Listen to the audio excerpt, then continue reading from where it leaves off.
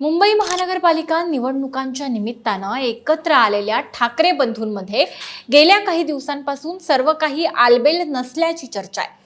तरी आतापर्यंत केवळ दोन्ही ठाकरेंच्या महत्त्वाच्या नेत्यांमध्येच शाब्दिक बाचाबाची दिसून आली होती, पण आता मात्र राज ठाकरेंच्या नाराजीच्या बातम्या येऊ लागल्या आहेत।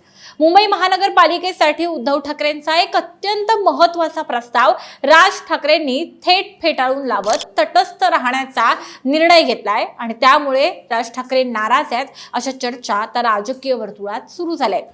नेमकं काय सुरू आहे ठाकरे बंधूंमध्ये? उद्धव ठाकरेंनी राज ठाकरेंना असा कुठला महत्त्वाचा प्रस्ताव दिला होता जो इतका महत्त्वाचा असून सुद्धा राज ठाकरेंनी फेटाळला, आणि यातून नेमकं काय समजतंय किंवा काय अर्थ निघतायत सगळं पाहूया त्या व्हिडिओच्या माध्यमातून। लगेच व्हिडिओला सुरुवात करूया। नमस्कार, मी गौरी आणि तुम्ही पाहत आहात प्राईम टाइम महाराष्ट्र।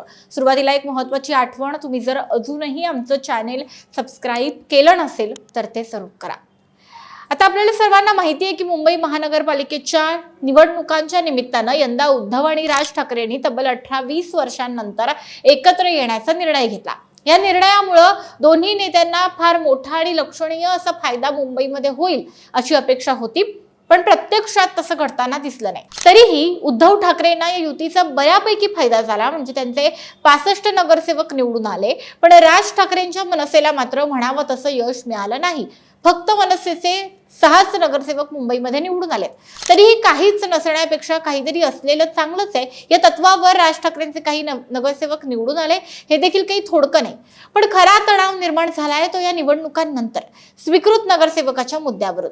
नव्या नियमानुसार तर मुंबई महानगरपालिकेमध्ये एकूण 10 स्वीकृत नगरसेवक पद आहेत आणि त्यापैकी भाजपला 4, ठाकरेंच्या शिवसेनेला 3, शिंदेच्या शिवसेनेला 1, काँग्रेसला 1 आणि MIMला 1 असे स्वीकृत नगरसेवक वाटले गेलेत। संख्याबळानुसार भाजपनंतर ठाकरेंची शिवसेना ही मुंबईमध्ये मोठा पक्ष ठरते आणि त्यामुळे ठाकरेंच्या शिवसेनेला हे जे 3 स्वीकृत नगरसेवक मिळणार आहेत त्यापैकी 1 नगरसेवक आपल्याला मिळावा अशी मनसेची इच्छा होती।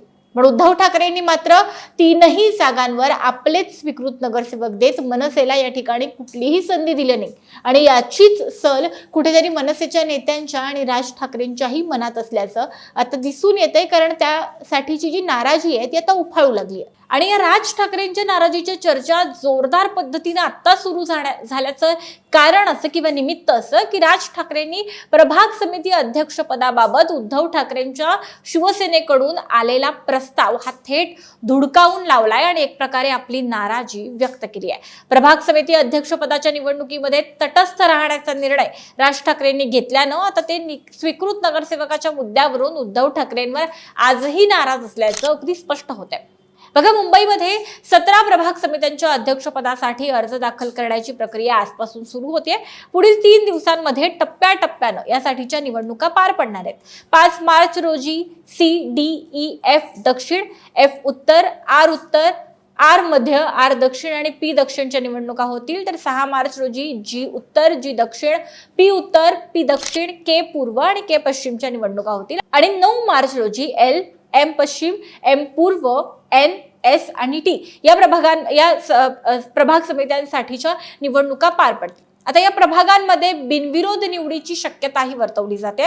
आता एकूण 17 प्रभाग समित्यांचा जर आपण विचार केला तर सुमारे 9 प्रभाग समित्यांवर महायुतीचं वर्चस्व असल्याचा दावा केला जातोय, तर उर्वरित ठिकाणी काँग्रेस, समाजवादी पक्ष, मनसे आणि उद्धव ठाकरे गटामध्ये चुरस अपेक्षित आहे। शिवाय सदस्य संख्या समसमान असलेल्या प्रभागांमध्ये क्रॉस वोटिंग आणि अशा तटस्थ राहण्याच्या भूमिकेमुळे त्याचा निर्णायक प्रभाव हा या निवडणुकांवर पडू शकतो।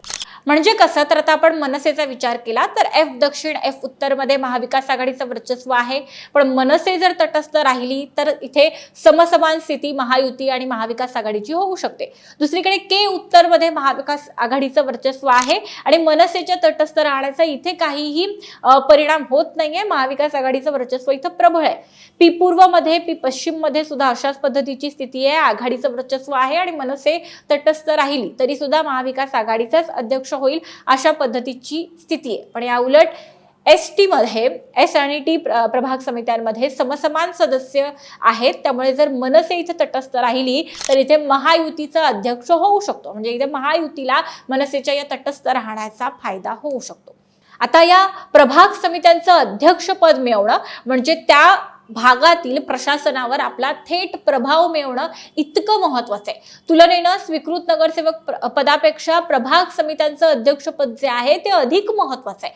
पण तरी सुद्धा स्वीकृत नगरसेवकाच्या मुद्द्यामुळे नाराज झालेल्या किंवा दुखावल्या गेलेल्या मनसेनं आता हे इतकं मोठं प्रभाग समित्यांचं अध्यक्षपद सुद्धा नाकारलेलं आहे. मोठं पद नाकारून राज ठाकरेंनी एक प्रकारे आपली नाराजी किती तीव्र आहे हे सुद्धा दाखवून देण्याचा प्रयत्न यामध्ये केला असू शकतो. यामुळे ठाकरे बंधूंमध्ये मात्र मिठाचा खडा पडल्याची दाट शक्यता किंवा तशा चर्चा आता मुंबईमध्ये सुरू झाल्या.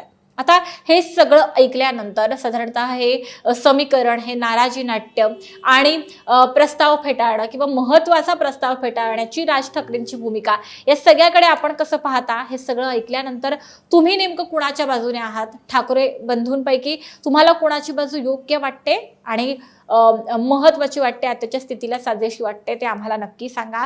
व्हिडिओ महत्वाचा वाटला तर लाईक करायला विसरू नका. आणि खरोखरच या एका मुद्द्यामुळे ठाकरे बंधू यांच्यामध्ये वितुष्ट निर्माण झालंय किंवा होईल का असं तुम्हाला वाटतं का, तेही आम्हाला सांगा. व्हिडिओ आवडला तर लाईक आणि शेअर करा.